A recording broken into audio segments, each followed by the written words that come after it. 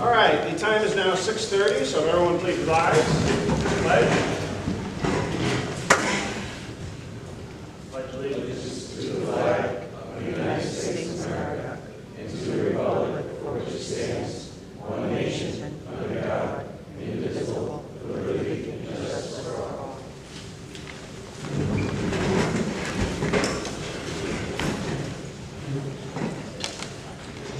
All right, roll call. Don Cavella. Here.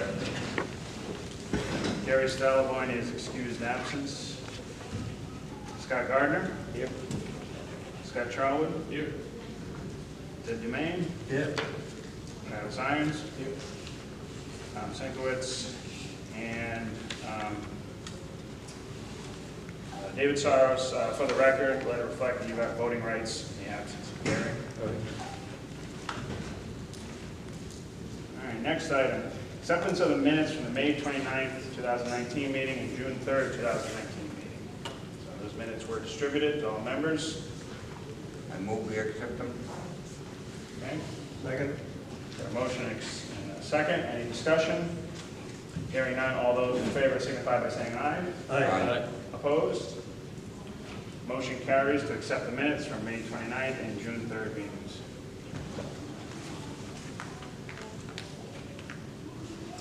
All right, first item under new business, an update on the town revenue from state of Connecticut unclaimed property. For those of you who attended the past couple meetings, Mr. Reel, I believe, is here this evening. I actually spoke to him last night and told him that there had been follow-up since our special meeting when he had brought up that inquiry. I know he's brought it up several times. So at this time, I'd like to hear any updates from our acting finance director, if we had heard anything back from the state regarding this unclaimed property. We did. We received an application that stated we had $1,200 in unclaimed property, and we are going to submit and hopefully retain the funds from the Connecticut Department of Treasury. $1,200 in total.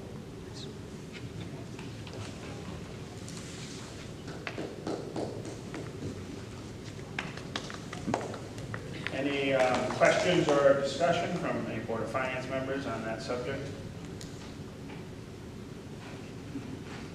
Where do we put that money? Or is it just going to the general fund? It's going to go to the general.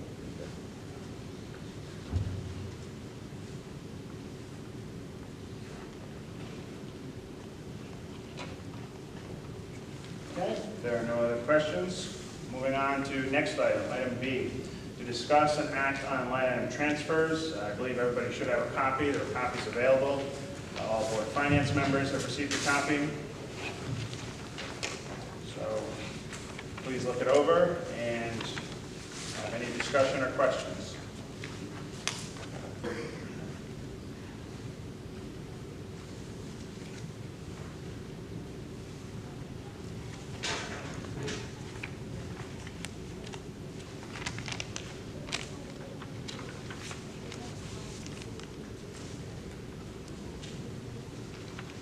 Another question.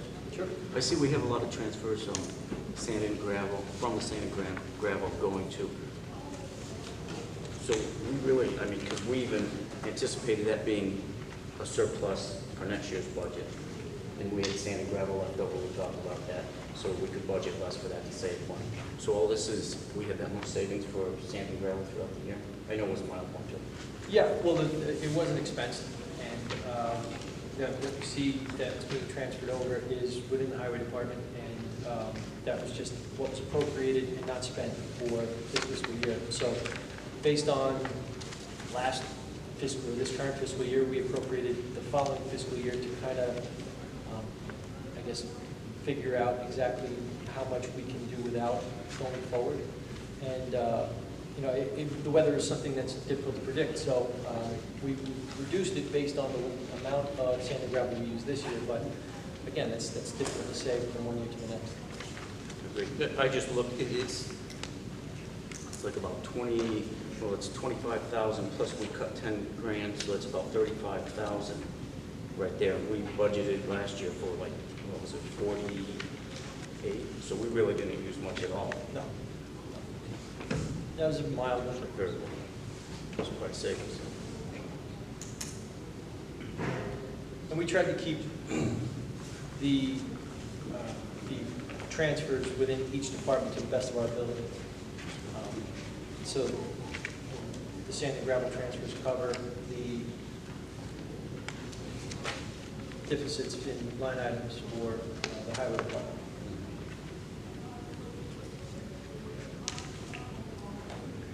Part hypertension. Yeah. A couple of things you were transferring from.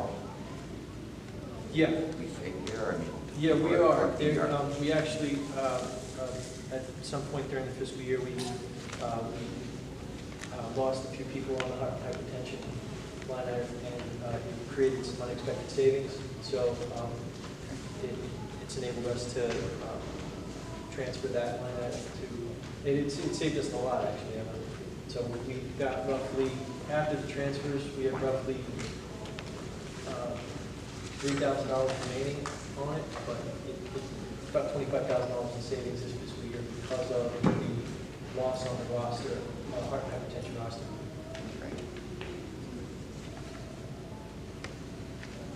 Kathy, question on one of the larger ones on here, under general town legal fees, 31,000, 13,000 coming from contingency, and then 18 coming from heart and hypertension. Was there one main root cause as far as why there's that much having to go to that, or is it a number of different reasons? So with the legal fees, part of that was because we did our charter revision. And you have to remember there was a lot of contact back and forth with the attorneys. The other reason for that is there has been an ongoing, for many years with Old Village Mill LLC, 57 Brunswick Ave. There is no litigation there, but there is constant correspondence from that person that every time that comes through, it has to go to an attorney. MS4, the illicit discharge, to prepare that, we've had attorney fees for that. There was litigation of zoning violation that had to be addressed. And then part of that also is police issues. Thank you. And also 2 union contracts.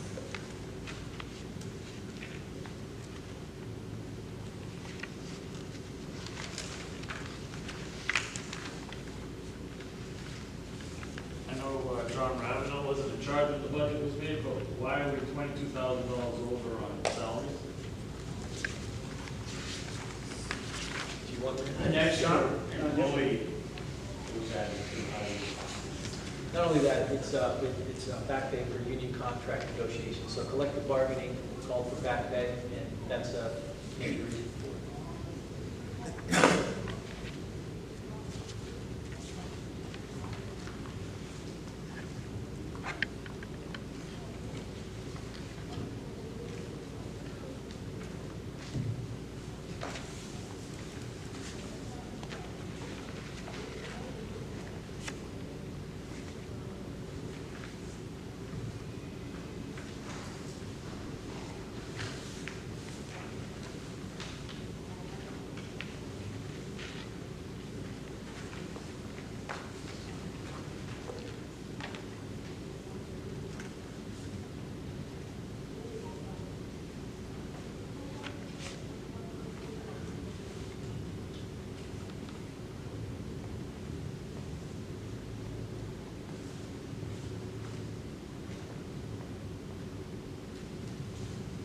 Any other questions or discussion on line item transfers? I have a question. I see there's a, looks like a lot of overtime from the police department that was transferred. I don't have a problem with that, I'm curious why there wasn't the overtime, and how we can make that happen in the future too. What happened was we saved a lot of money on overtime. First of all, it was the police officers went to 12-hour shifts, so I allocated 1/3 of my manpower more onto 2 other shifts. So that helped on the overtime, and also we didn't have any large problems such as homicide strikes or anything that takes a lot of overtime because you have to add manpower from the road on that. If you would like, I'd be more than happy to explain those 5 line item transfers real quick. No, you know, you budget for overtime, I guess you kind of expect it, or in your work, I get it, you know, it's like snow. You don't predict know and it. you can't predict, but the last 5 years, the budget I presented to you has been flat in overtime. We have not increased it in 5 years, so I'm hoping that that can just keep that trend. Me too. Thank you.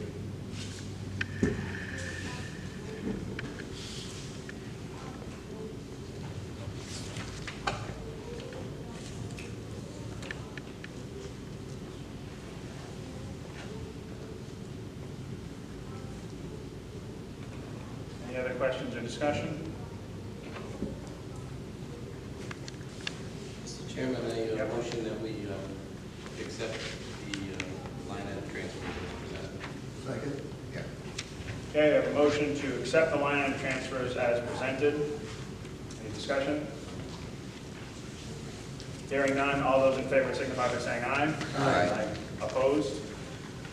Abstentions? I'm going to abstain. Okay, one abstention. Motion carries.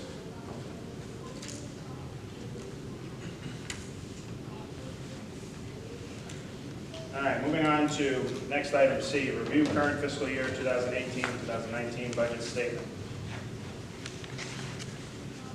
Ron, any pertinent updates to the budget since last month? No, we have to add a couple of line items for the next fiscal year, but no, that was in the budget talks of this past. The current budget is on point as far as it's on track for the rest of the fiscal year. And I think the previous conversation regarding transfers is one and the same as far as where we are with our expense statement. Did we have a list of revenues? 'Cause I didn't get revenue. I didn't get the revenue list. No, I don't have a list of revenues. I can forward that to you tomorrow. We are currently squaring away our reconciliation for the last 2 months, so I can have that to you in the week.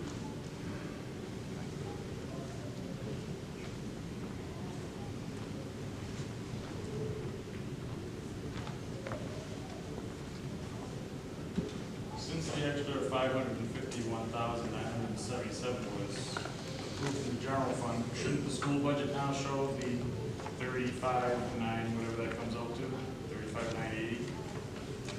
So it shows that way to the state? So that money should be added into the school budget, since we appropriated them the money? Yeah, yeah. It will reflect in the next report. I'm not exactly sure what part of the statement you're looking at. Oh, at the bottom. At the bottom, but you're saying it'll be. School department, where it says school disbursements, Right. 34, 428, 370. So since we gave them the 551,977, that should really say 35,980, whatever the change is. Yeah. Yeah, That's what the that state's change at. has not yet been made, but yeah, it will be made.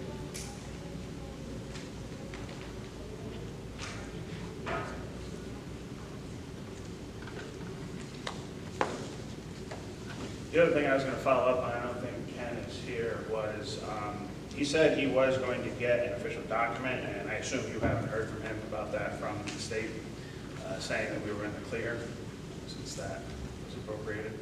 Have you heard anything, Ron? No? Okay. So I will personally follow up with Ken since he's not here this evening, because before June 30th, I was looking to have that confirmation in writing.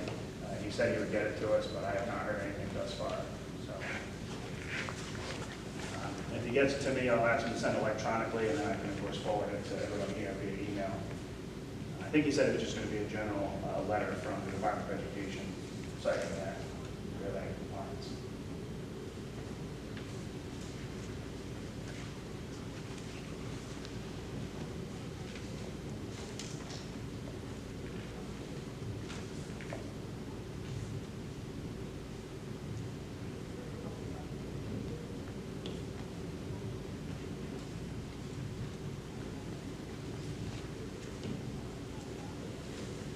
Any other questions or discussion on the budget statement?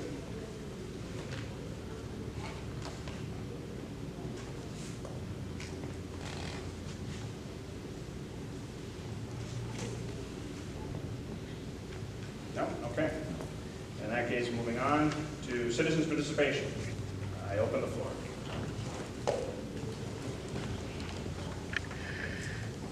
Good evening, Kevin Cunningham, 405 Moose Pond Road.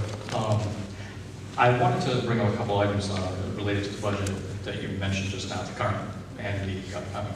But I have a question. Did you, when you all got up to the board, did you actually go to a workshop of any type that the state offered anything for being a Board of Finance member? Nothing was ever offered? I did not. All right. And it brings me to one of the items I have on my list, but I'll be willing to give this to you guys. You can make copies, or I can show you the website for the address. But it's a handbook for the Connecticut Board of Finance.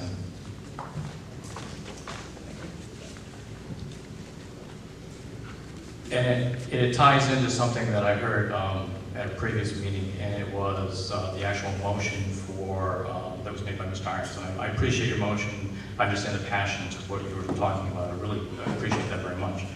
But the thing is, this board is basically a fiduciary. All you can really do make an motion really is how much money to cut. A comment about what you'd like to keep in and that's fine, but not in a motion. That's why I got that book. So that's all for that. The things I wanted to follow up on were I really don't understand the issue of putting adult education into the town's line items. That really shouldn't be there. It really kind of mixes apples and oranges. It shouldn't take place. A couple of years ago, the same thing was done with books. If you remember, there were textbooks that were for $100,000. So again, that should really be put in there.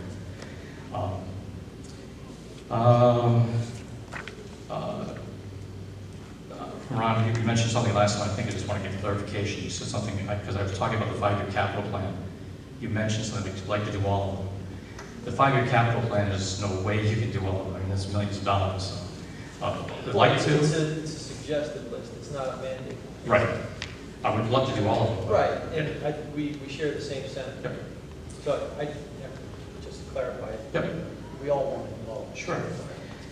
Kind of brings me to the last item, really, which is you make line item transfers, but I have a question, a very direct question. Were there expenditures during this budget year for either the energy audit of $89,218.22 or any part of that? So I can speak for that because you're here, Ron.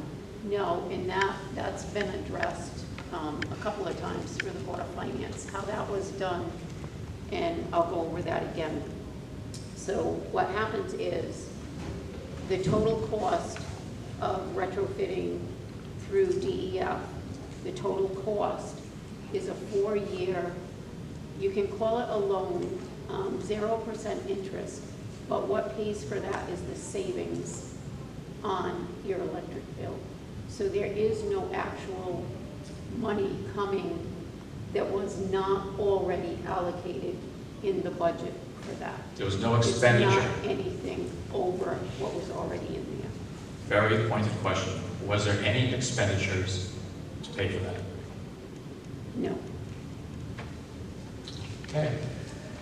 And the other one was the request that I was making about the Adult education? annex, the SHPO grant.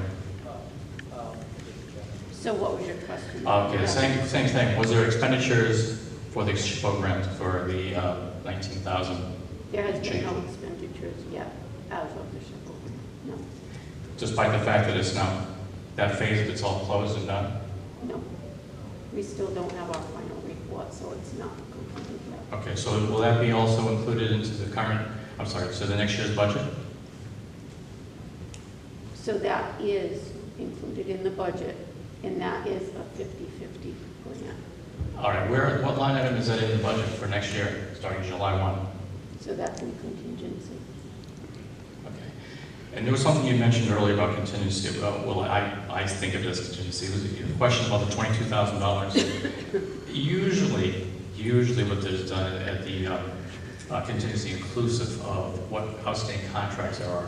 So that's why I was kind of curious as to why $22,000 was from the salary line item instead. It wasn't, no, it's $22,000 from sand and gravel was transferred to the salary line, not contingency.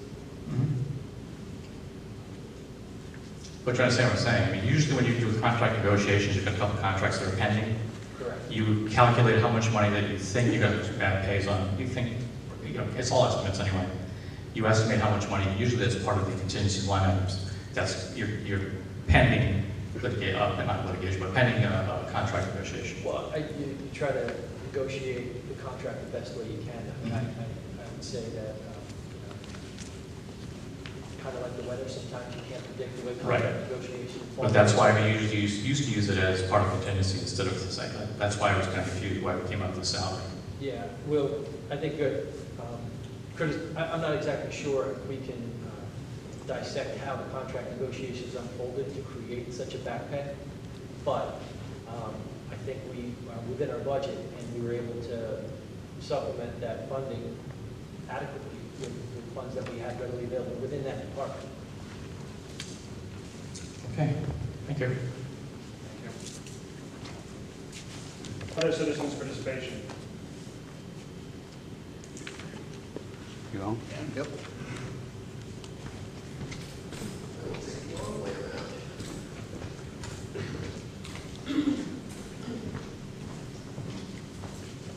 Dan Real, 20 Doherty Ave. First, thanks for getting into that money. It's $1,200 bucks. It's something, you know, so that'll go a long way. I was a little concerned with the legal fees. That seems like a big chunk of change. From what I saw online with the old mill case, that settled. I mean, as far as I saw, I mean, maybe we're looking at different cases, but my understanding was the parties arrived at a settlement, it's done, so that shouldn't be generating a lot of legal fees. I'm kind of wondering how much of that legal fees is the town suing itself?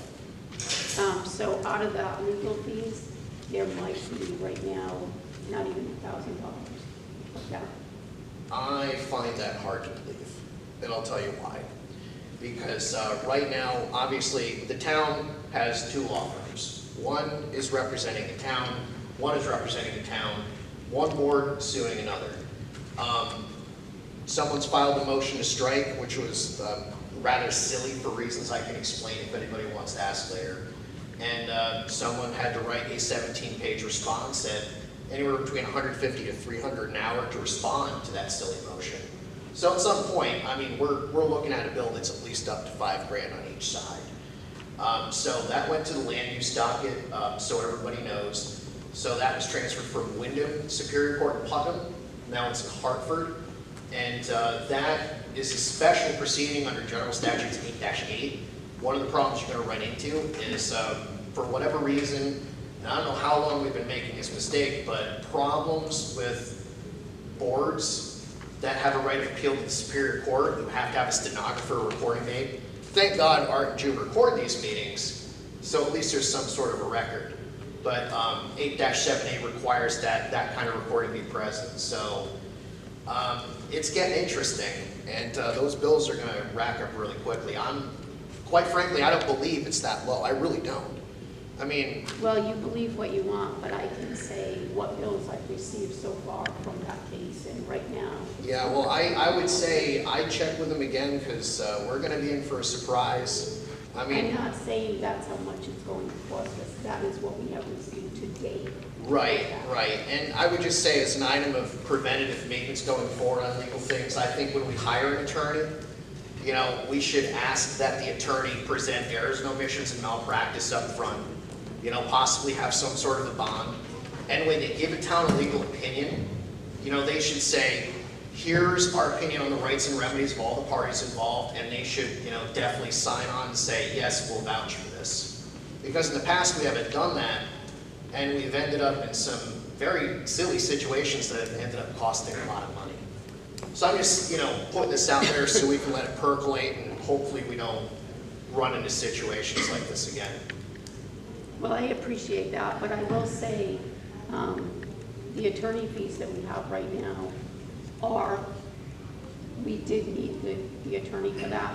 And to be quite honest with you, back in 2007, our attorney fees were almost $300,000. So you want to talk about a lot of money. We have really come forward and really tried to not use our attorney if we don't have to, but there are certain things that you have to use the attorney for. Well, I understand union negotiations, yes, but most of our caseload is actually tax appeals. You know, when you run into a lot of situations where the town's suing itself, $1 is unnecessary. You know, because at the end of the day, the town's gonna win against the town or lose against the town. Either way, we're paying the attorneys. Well, I would add to that, you know, I think everybody in this room could understand that they've been surprised or shocked at the amount of money an attorney is billing them. So, Yeah. we had an exorbitant amount, about $100,000 line item. For us to go over 30% is relatively, I'd say, conservative compared to what some attorneys have charged us in the past. We have just said we paid $300,000 in previous years. And you don't, I mean, anybody who's dealt with a lawyer has dealt with an exorbitant bill. You don't have to work for a municipality to understand that. Lawyers will charge you everything they can. Trust me, I'm in the business, I know, that's why I'm bringing it And up. that's why I'm saying, you don't have to be a paralegal to know that lawyers will charge you more than what you expected. And that's no different than right here. Yeah, I'm just saying, let's be careful. That file's gonna get churned. It may not be a lot in the whole scheme of things, but money's money. Yeah. Thank you. Yeah. Other citizens' participation?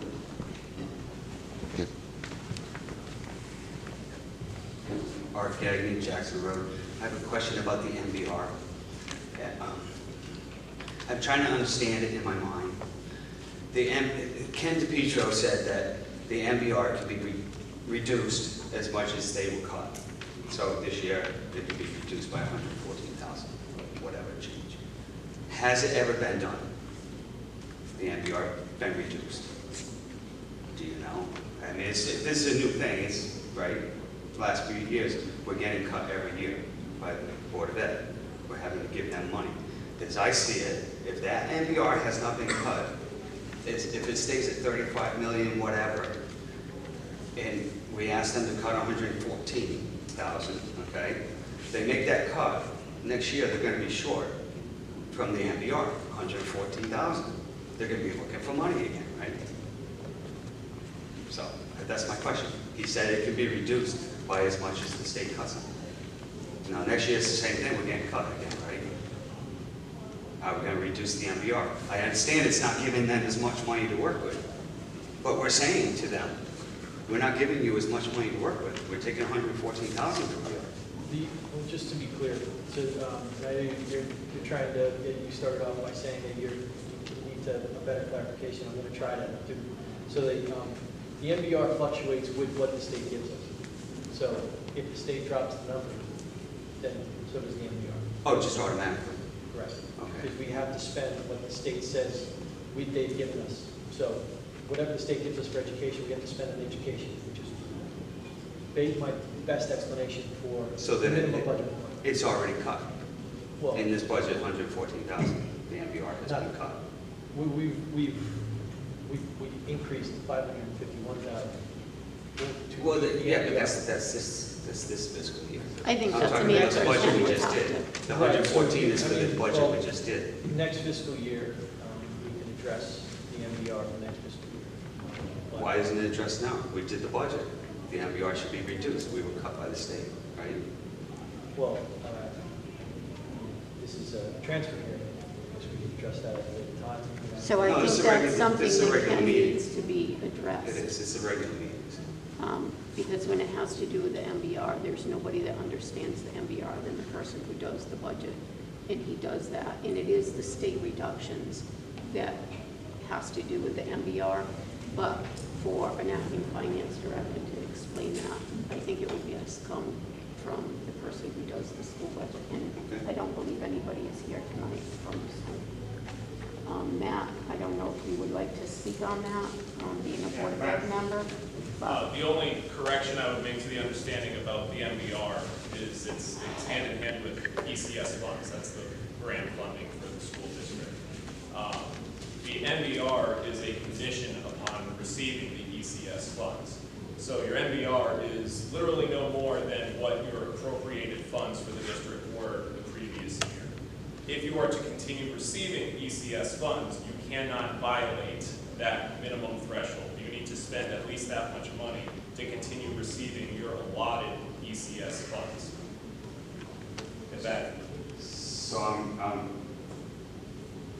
correct in assuming that If the we- 114 for the next budget year, 114,000 If our, was already taken off the MBR?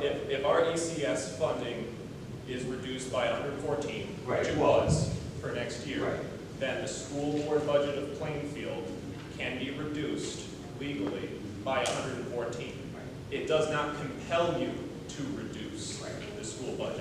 You need to at least fund it by what that appropriated funds were. So if the appropriated funds are 114,000 less, or fewer dollars, then you can make cuts no greater than 114.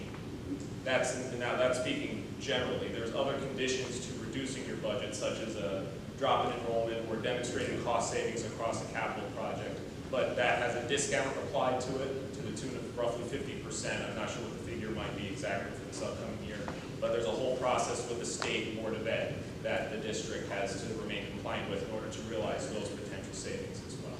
So if I understand your question correctly, the school budget could be reduced by 114. It does not compel you to reduce it by that amount simply because your ECS funding was reduced as well.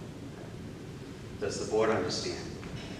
And I can also tell you, we've already cut 50,000. They've already gone down 50,000. Right, so it's 160. The next cut would be 64,000, which, Tom, I was gonna ask you, that should be on next agenda, since we're gonna be in the new fiscal year. The next meeting is, we need to talk about reducing the school budget, because the superintendent sat here several meetings saying, if the ECS is cut, the Board of Ed would take the cut. So they need to take the $114,000, $157,000 cut. Plus the 50,000, and that would be No, the it's not plus 50,000. No, all right. 50,000 is already cut. The only thing we can cut them more now is $64,157. But my question, going back to my question, would it reduce the MBR? It reduces it by $114,157, yes. Okay, have we been doing this every year? That they've been cut? I'd have to look back at the ECS numbers if it's been done. Okay, I'm just, curious to look at this, because if it's not, they're gonna come back at us again, we need money, so. I think that the reason for the increase in the 551 that we mentioned earlier wasn't to meet I know. where we are. I So yeah, realize we that's- have, in previous years, we have done. Yes. Okay, and my next question is about the energy audit. Am I, Kathy, I guess I can Yeah, speak to you Kathy. on this. Am I to understand that the energy audit of 89,000 is... It's not 89,000, it's 64,700. Is it absorbed into the cost of the retrofit? I was assuming that the retrofit, the cost of that is going to come out of the savings that we get. Yes, But so- is the energy audit also in that figure? So when they came in and did all the energy audit and did the lighting, what they did is they broke it down by department. So every single, not department, but building. So like for the town hall, they tell you what your cost is, what your savings, there's an initiative savings, then what it is. So for us, Okay. so I that was understand that. already in the budget, so there's no extra money coming out of our budget. But the energy audit itself, for them to come in, 64,000 you said? To come in and say, this is what you need. That's free. That is That's free. free. The only thing we pay for You just said is 64,000? that is for all the changing of the light bulbs and the retrofitting. There was no. So they cost did for the them to energy come audit in. for free? Yes, Oh, okay. yes, there is And- no cost to Okay. the audit. Okay, and then I have one third question. Is, now we're through the budget season, the finance director, are we gonna post this job soon, or? Yes, we are. Okay. We just discussed that. Scott, just to follow up your comments, yes, that item will be on the July agenda. But thank you. Since we're gonna ask the superintendent to come, I know it'll be the first month out of the year, but I think we also need to have a discussion already of what 2021 is gonna be like, because you already know there's a $228,000 cut coming in ECS funding. We know his pay raises will be roughly, again, using round numbers, $250,000. And then you're gonna have healthcare expenses possibly going up another $200,000. That's $750,000. What's the school board gonna do to prepare for a $750,000 issue. Consolidate schools, what's their plan? They got a year to do it. Ken's thing has always been, if you tell me ahead of time, I can make it work. Well, we're giving you a whole year, Ken. You need to make it work. So I think we need to have the ECS discussion on this year, on the 2020 budget, but we need to hear what they're gonna do, knowing full well they're gonna be staring down at about a $750,000 issue in 2021. And then he can't say, well, you're asking me at the last minute. No, we're now asking you 1 year in advance to make a plan. Yeah, I agree, as far as, we're not gonna wait until February, March, when the next budget season starts to start talking about planning ahead and some of the hurdles that we're gonna have with the Board of Education funding, so I agree, and that will be on the July agenda. I can add something Yeah, else please to do. the July agenda, Mhm. as Ken. We've done this quite a few times before. Could we have them send something like this maybe every quarter or something, where, we're spending their money, their revenues, Yeah, bring that up. at least every quarter? An email to Brian, disperse it, or something like that.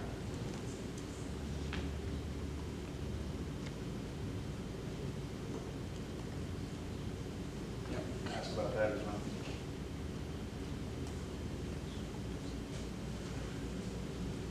All right, other citizens' participation?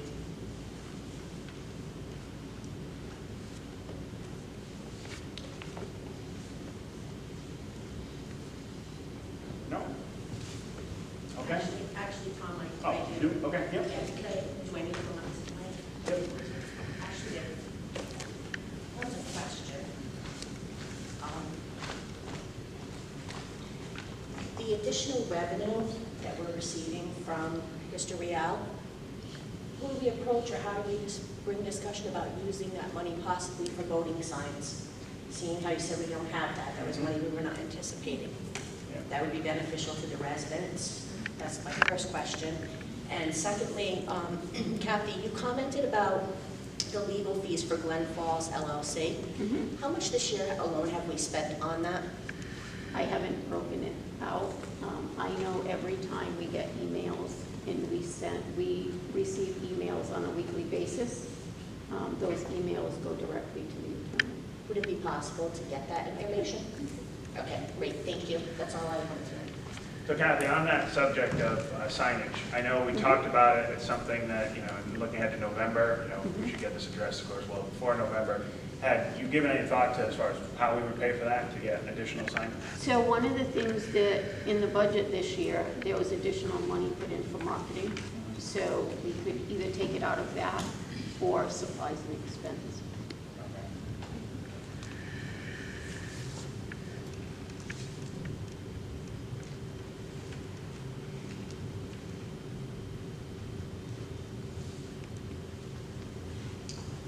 Any other citizens' participation?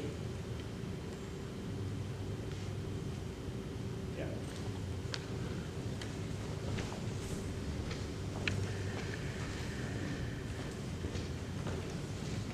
Yeah, actually, if we can just go back to that town suing itself case.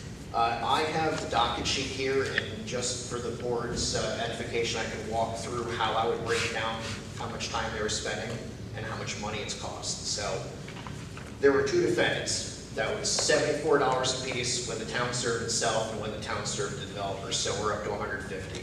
The entry fee was $350. The complaint, it's really not a strong one. They probably billed an hour, maybe hour and a half, 2 hours for that. So that's the beginning. And of course, there was some research involved with the town suing itself, so I'd imagine they probably spent 3 hours prior to getting to that point. So that started, they served, the return date was April 23rd, which means the clock hasn't started yet, so the bills really haven't started coming in. The first thing that happened was a motion for extension of time for the defendant to supply the record. So they probably went around and went, gee, did you guys have a stenographer record this thing? And the answer, I don't think, was a yes. So the defendant's end of it was probably trying to take maybe 2 or 3 hours to figure out, what do we do here? There's no stenographer. This is really a problem for the purposes of 8-7A of the general statutes. So after that, of course, the motion was, everybody agreed to it, so that put us out, so we're talking like, I think, in 2 or 3 days they have to have the record, whatever that would look like, so somebody has to evaluate that. Then the defendant filed a pretty weak motion to strike, which that probably took them like maybe 3 to 5 hours to do that in the memorandum. I mean, if we're just mentally adding, you can see how this is adding up pretty quickly. So the land litigation application was filed with the plaintiff. The plaintiff is represented by Holler and Sage, not a small law firm. Every time like they make a copy, bigger law firms like that usually have a card, they'll swipe it. Every time they mail something, they'll swipe the card. So like this all starts tabulating relatively quickly. I hope an insurance carrier is paying for it, so at least the cost wouldn't be upfront, but I doubt it. So the land use litigation application was accepted.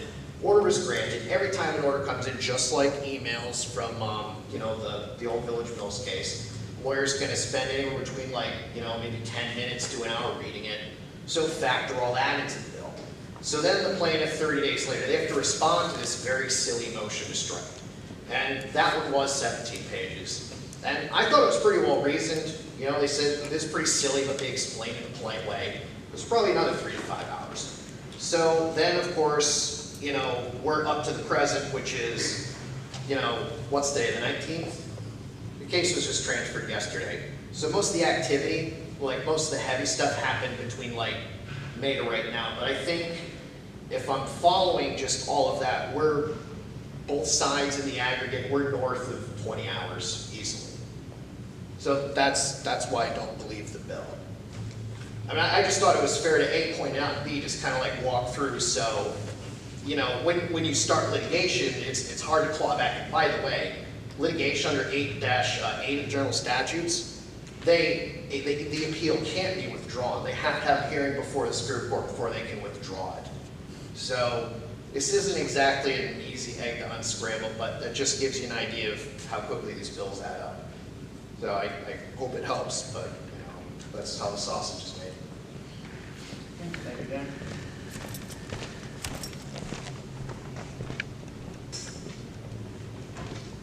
Other citizen participation?